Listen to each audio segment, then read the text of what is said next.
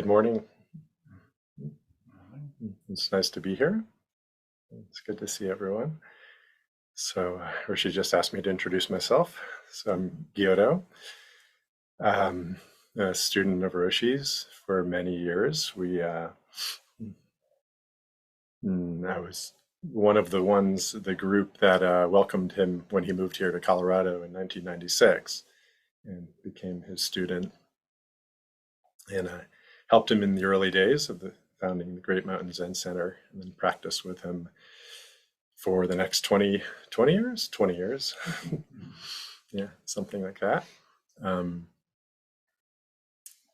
then he's done a lot of retreats with the various locations of the Great Mountain Zen Center, including the center in Lafayette, and then the Abbey here, and then received transmission in 2015, so about 8 years ago, and went off and founded a center that I have in Boulder is the base for it, and we do practices there.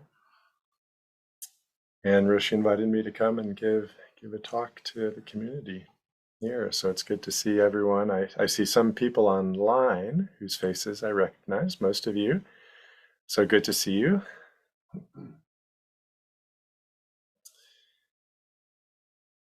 Yeah, it's so wonderful to be back here at the Abbey. I haven't been back to do a retreat in a number of years. I've been back a few times since then to connect with the community. But I was sharing with Roshi just the smells of the cows and the house is just, I just have tingles going up my spine. Just how special this place is and how special my memories are of this place. It's just so wonderful. So thank you for welcoming me here to give a talk on this day. So today's April 1st.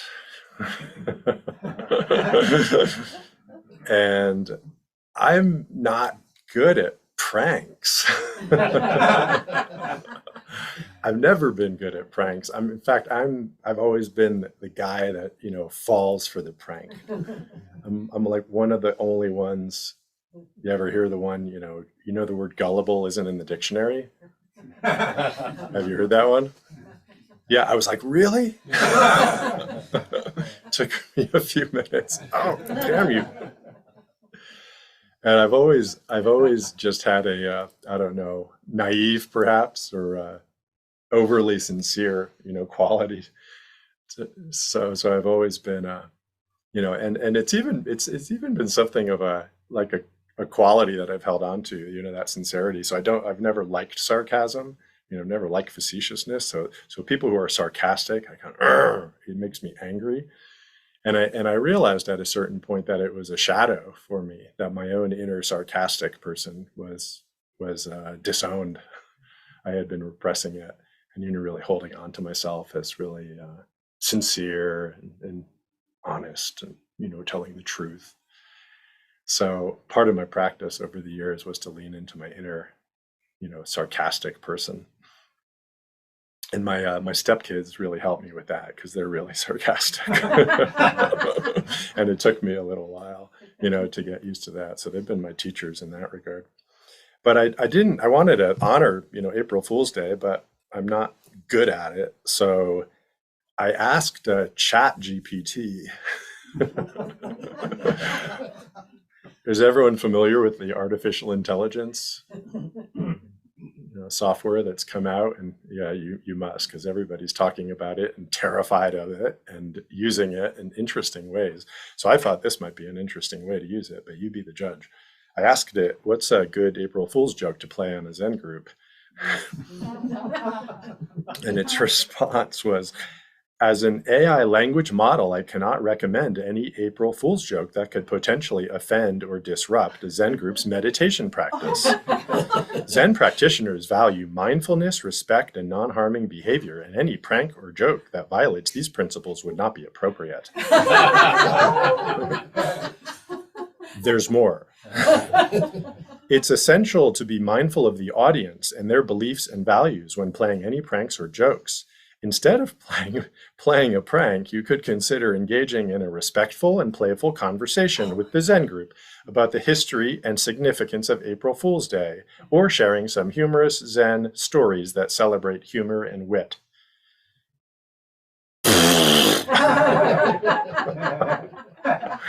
Thanks for scolding me, ChatGPT.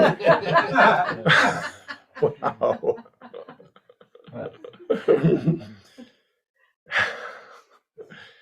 So my contribution is the best I can do now is to, I think, go a little bit off script with my talk.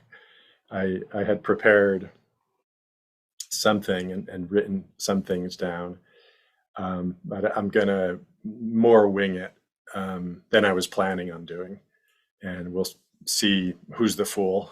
It's likely me, but I'll share what I can in that spirit.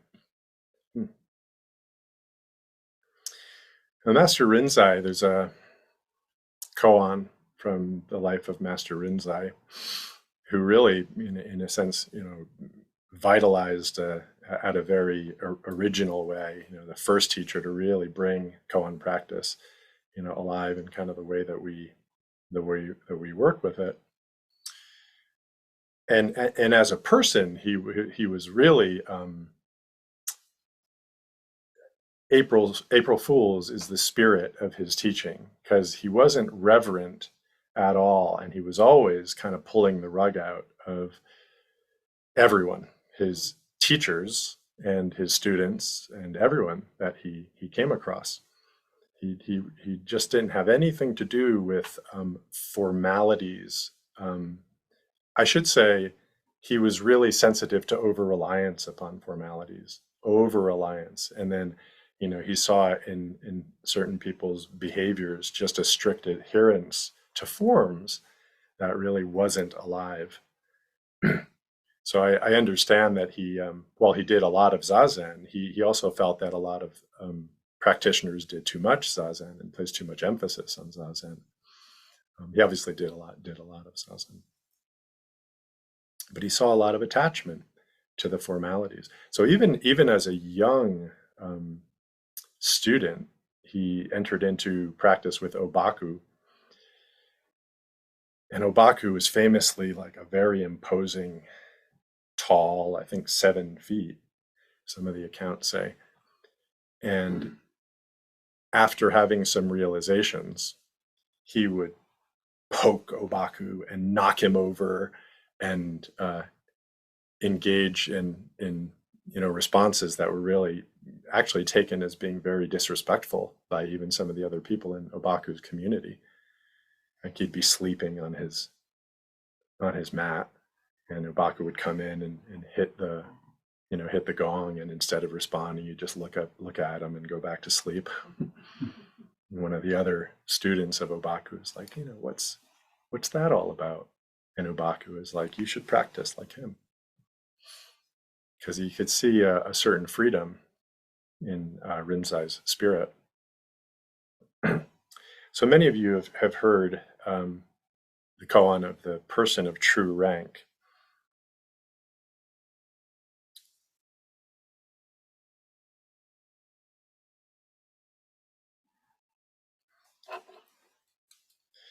Rinzai addressed the assembly saying, "On your lump of red flesh there is a true person of no rank, always leaving and entering the gates of your face. You beginners who have not witnessed the true person, look, look." Thereupon a monk asked, "How about this true person of no rank?" Rinzai got down from the seat and grabbed him. The monk hesitated, and Rinzai pushed him away, saying, "This true person of no rank, what a shit stick he is." Yeah.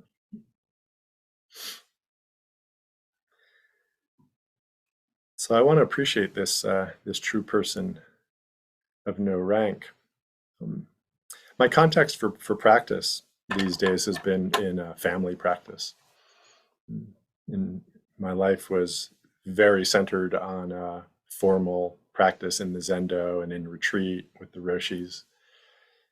And in the last 7-8 years, there's been a big shift for me. And through all of that time, I was unmarried, without a family, um, and in relationships, but not in a committed relationship, a long-term committed relationship. And so my practice had a certain quality to it, uh, as you can imagine. But about 8 years ago, I met the person who would become my life partner, and we ended up getting married about 2.5 years ago. And she brought 5 children to the marriage. So I now have 5 step kids, 3 of whom are still under the age of 18, 13, and 2 15-year-old twin girls who are now part of our everyday life. So I went from 0 to 60 very quickly with family. And so my practice of the true person of no rank has come about into this context. And I've taken forward what was one of Shishin Roshi's last teachings to me. I think it was actually right after the last retreat I did here, and I was heading out, and he looked at me and he said, "Just remember, don't take anything personally."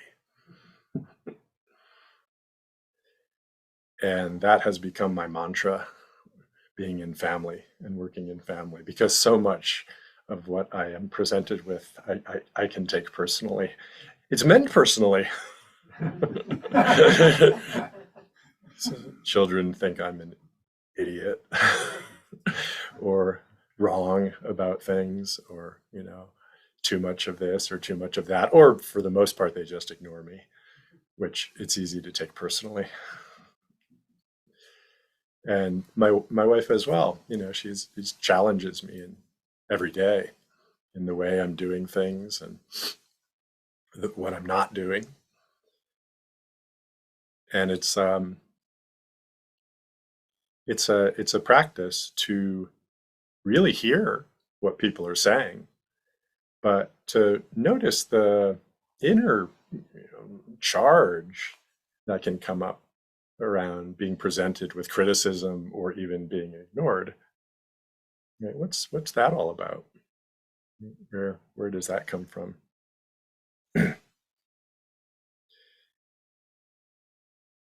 So the true person of no rank is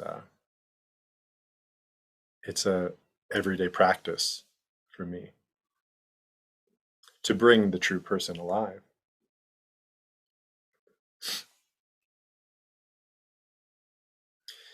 These ranks are there are credentials, right? They're the truths we understand about ourselves, or at least the labels that we believe about ourselves, right? It's kind of overt in the form of our formal credentials. I've got a certain job, I've got a certain bank account, I've got a certain partner who looks a certain way, a certain position, all of those positions. And more subtly, it has to do with the way we value, certain qualities and devalue other qualities. And then we may feel that we possess the good qualities, or we might feel that we don't possess enough of the good qualities. So when we possess the good qualities, then we're better than those who don't possess them. And when we don't possess them, then we're inferior to those who do possess them, and we develop a certain relationship with ourselves around that. This is very subtle, and it's inescapable. You walk into a room, and immediately, almost before thought, there's a ranking, that we do. That person looks a certain way. That person has a certain energy to them.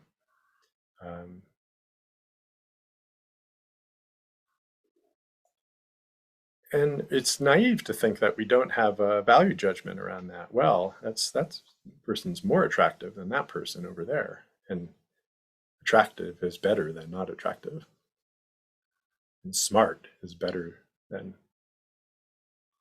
dumb or ignorant. Now, we wouldn't say those words, right? But we would say, I'd rather be smart. I'd rather be attractive. I'd rather be rich. I'd rather be respected.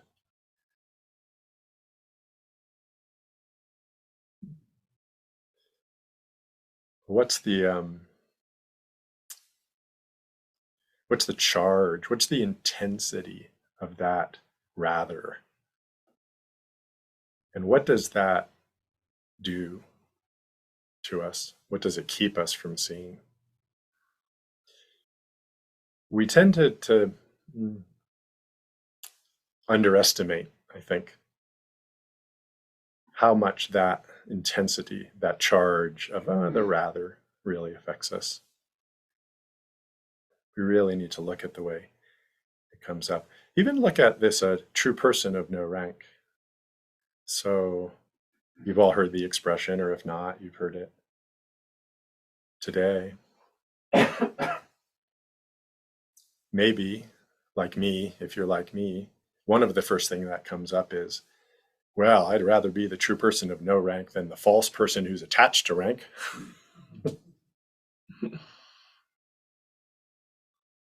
Right away. But that's not the real true person of no rank. The true person of no rank has no opposite. The true person of no rank is present right now, right here. At the end of the koan, when the monk can't respond, can't show Rinzai, the true person of no rank, Rinzai says, he doesn't say, no true person of no rank here, you've missed it. He says, this true person of no rank, what a shitstick he is. Okay? So always present. Present as a shitstick, present as a fool, present as a good parent, present as a bad parent.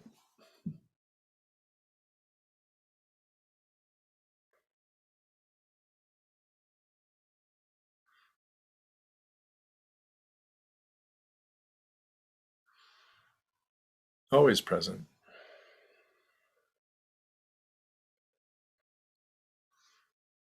And how do we bring this true person alive?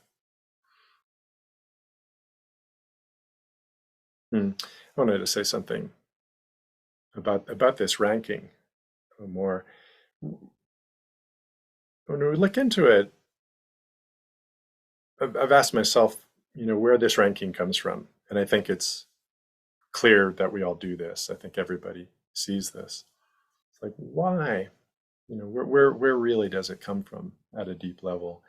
I think it's we all notice distinctions, and then we just give value judgments to the distinctions. One part of the opposition is better than the other part, and we have preferences around that. It's the whole point of the trust and faith mind, the Shin Shin Ming, right, which I know most of you are familiar with.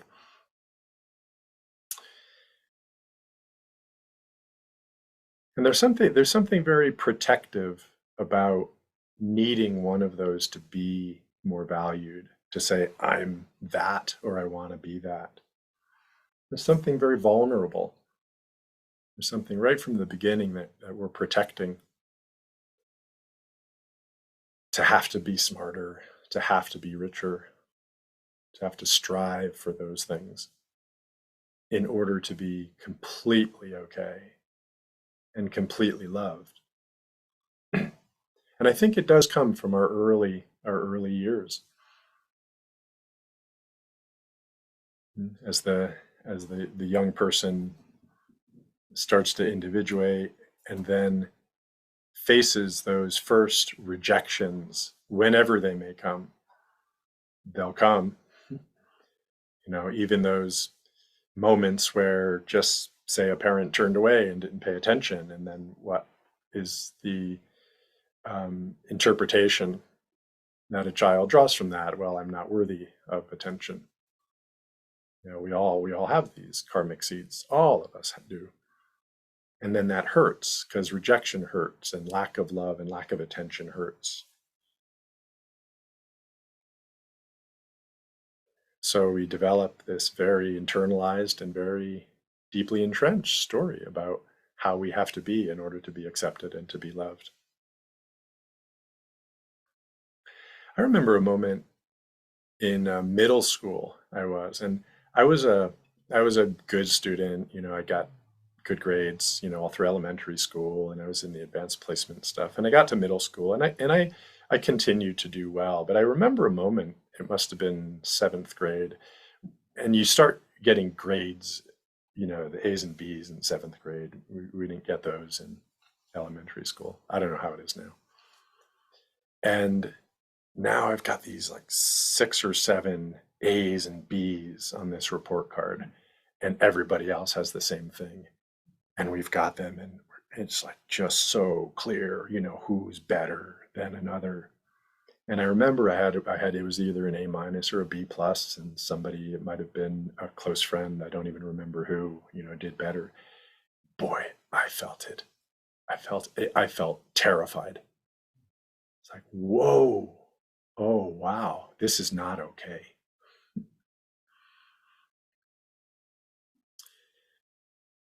And I built up a whole structure. I mean, it was in process at that point, but this was a moment where I saw it, and I was even semi-conscious of like, I've got to be a good student.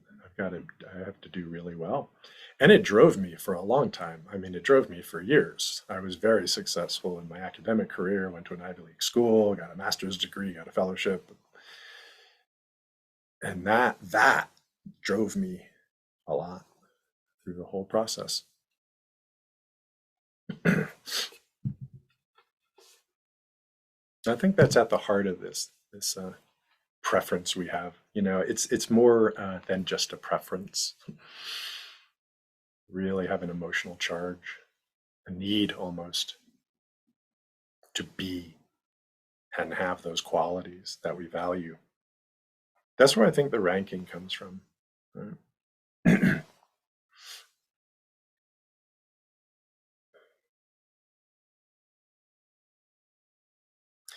Yeah. So how do we bring the true person of no rank alive?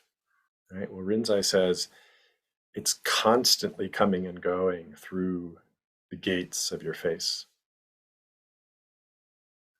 Right? So these are our sense organs, through our sights, through the sounds, through our smells, through our tastes, feeling.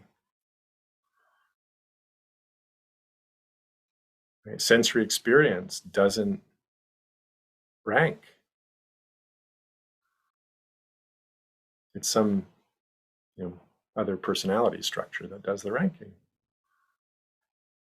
So to be directly present with sense experience is the way to bring that true person alive. And that's what Zazen, that's what we do in Zazen. Stay with our sensory experience.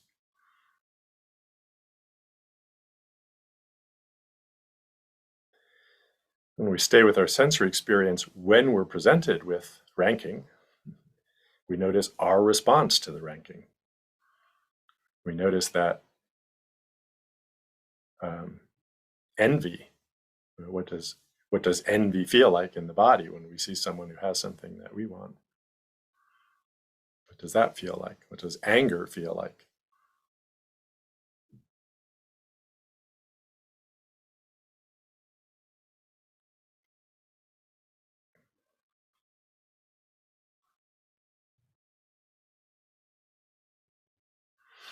Rinzai says, "Look, look," in his first words. This true person of no rank. Look, look. And I would add, play, play, love, love, eat, eat, shout, shout, work, work.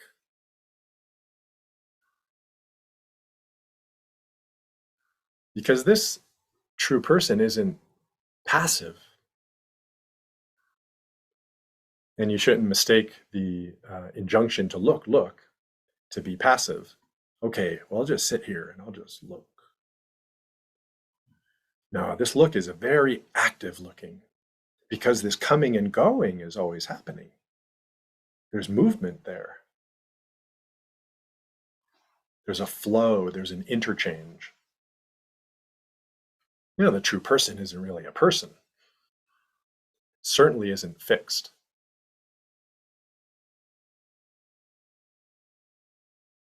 What's coming and going? Well, to touch into the coming and going, you can look, yes, and also come and go. Come and go.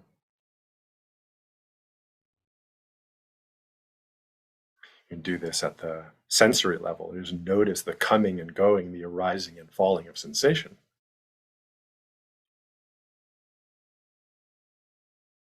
And then we can come and go into different emotional states.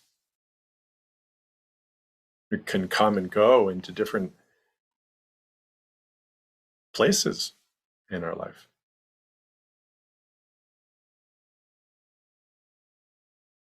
Come and go into different relationships, into different jobs. Never fix on anything. The true person of no rank doesn't fix on anything.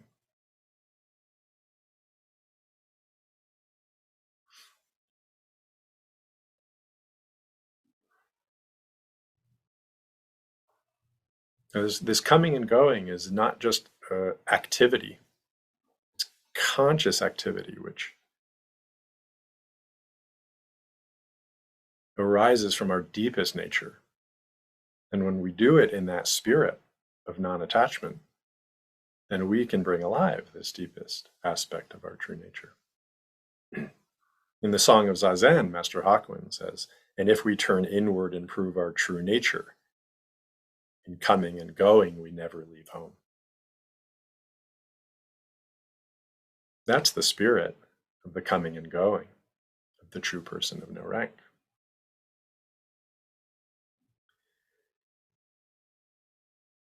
We are coming and going, but in coming and going, we don't leave our home.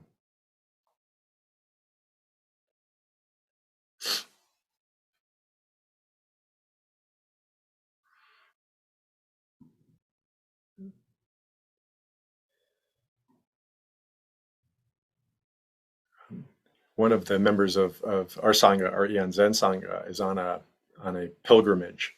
She's taken off in her traveling hermitage, which she calls the White Elephant, which is it's a retrofitted bus that she sleeps in and makes her meals in, showers in. And she's been off for 4 months now. And I spoke with her a few days ago. And she's engaged in an embodied process of coming and going and never leaving home, moving on, every few days from a place. But her home, of course, is her practice. But her home, in this material sense, is her bus, the White Elephant. She calls it her sacred space, her traveling zendo. So in coming and going from different locations, she never leaves the home of her practice space, her sacred practice space.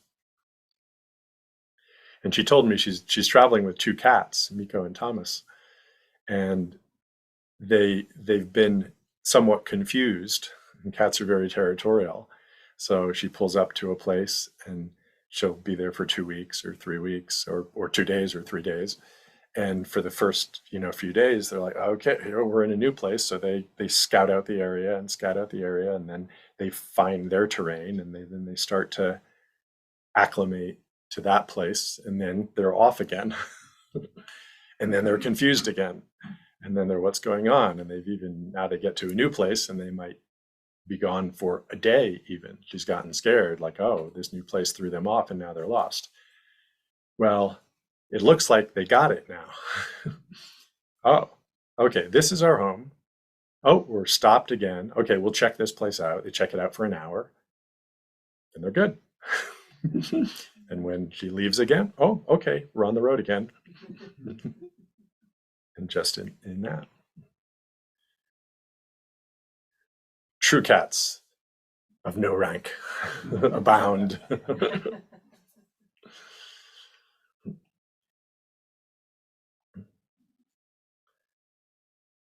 So that's the spirit, for us to cultivate too.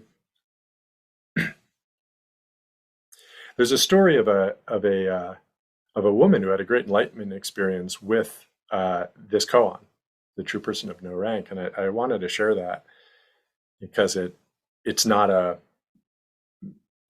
story of a monk, in the Zendo having a big enlightenment. This is a householder, and a woman at that, and a wonderful expression here. So her name was Yu. She was a donut maker, and she worked as a donut maker. She used to visit Zen master Lang Ya and ask him questions along with everyone else. The master gave her Rinzai's saying, the true person of no rank, as a practice. One day she heard a street musician singing a pop song about lotus flowers. If you haven't heard her song, how can you find the lake? That was terrible, sorry. When she heard those words, she was greatly enlightened. She instantly threw her donut pan onto the ground. I love that. Donut pan. Enough donuts for the moment. Her husband was startled and said, "Are you crazy?" She said, "This isn't your department." Then she went to see her teacher. Seeing her from a distance, her teacher could tell she had attained awakening. And he asked, "What is the true person of no rank?" She immediately said, "There's someone of no rank with 6 arms and 3 heads, working furiously, smashing Flower Mountain into 2 with a single blow. For 10,000 years, the flowing water doesn't know the source." After that, she became a famous teacher herself.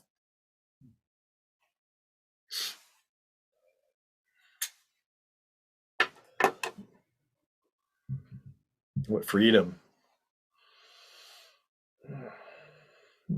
Not to be limited by any ideas.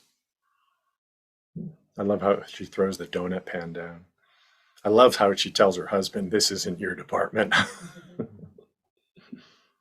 Even in that, there's a recognition of position, right? See, the person of no rank doesn't deny relative relationships, teacher and student, host and guest. This isn't your department. No, I've had a realization, you don't understand this. I'm going to go see a master who does understand this. There is a recognition of a relation which has a certain relative, they're not equal. They're not equal. They're not the same. Now, as soon as the mind that comes up that says, "Oh, this great awakening that I've had, it makes me better than you," or is a better place to be than the delusive space that you're in, that's where the problems come in, right? But she's so unattached to that she can say something that's pretty, personal, pretty personally opinionated. "This isn't your department, honey. Sorry." Right? It's the same as Master Rinzai. He can call his student a shit stick because he understands that the shit stick is no worse than the Kiyosaku. Kiyosaku isn't sacred and the shit stick profane.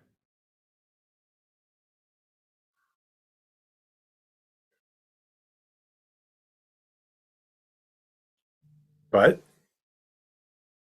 still being a shit stick.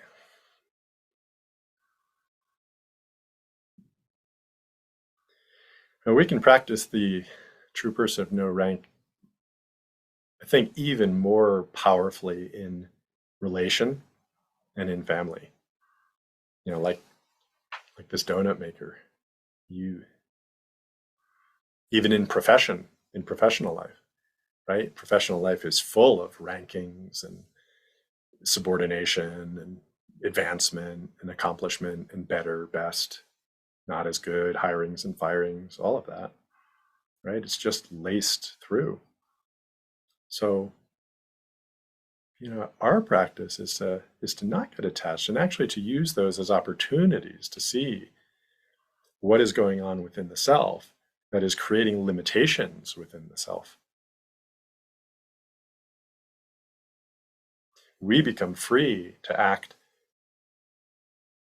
whatever is most responsive to the situation without worrying about what it says about us or about worrying about even how it's going to, hurt the other person's feelings potentially.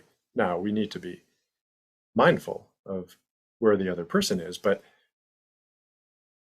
a teacher-student relationship, the teacher is able to be very strong, even personal in the criticism. And the student who's in right relation can take that because it's not coming from a personal place from the teacher. It's not to raise the teacher up and to put the person down in any way. It's to help them wake up to their own attachment to the ranks.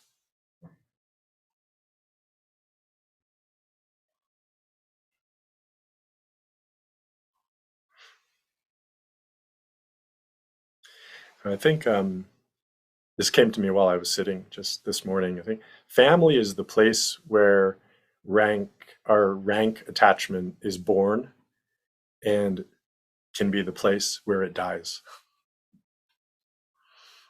It's born in those early years of needing to be better than or something, somebody, right? That's really where it comes from. I just need to be somebody.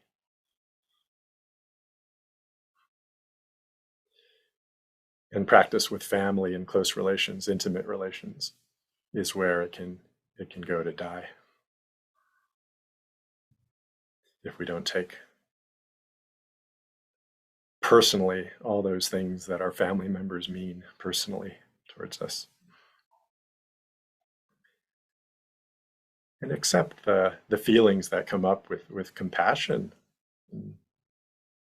I've come to almost welcome, I'm not going to say completely welcome, but almost welcome the disturbance that enters into my body when I'm feeling misunderstood or challenged or, accused of something. Almost welcome that. Just to go into it. And children are great for this too, is they're developing their ranking system. They can be very opinionated, but they can also just like let fly with their opinions, right? So they're not that attached to the consequences. I guess I should say they're not taking them too seriously in a way.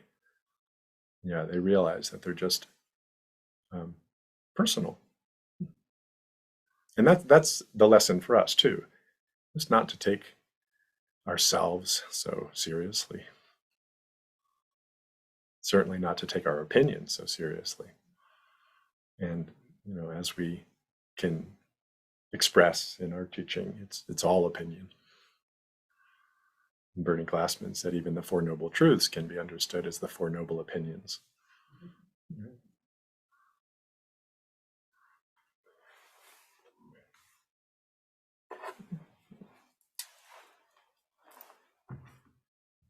This doesn't. I don't have. Oh, this one has a clock. Okay, I think I'm at time. So.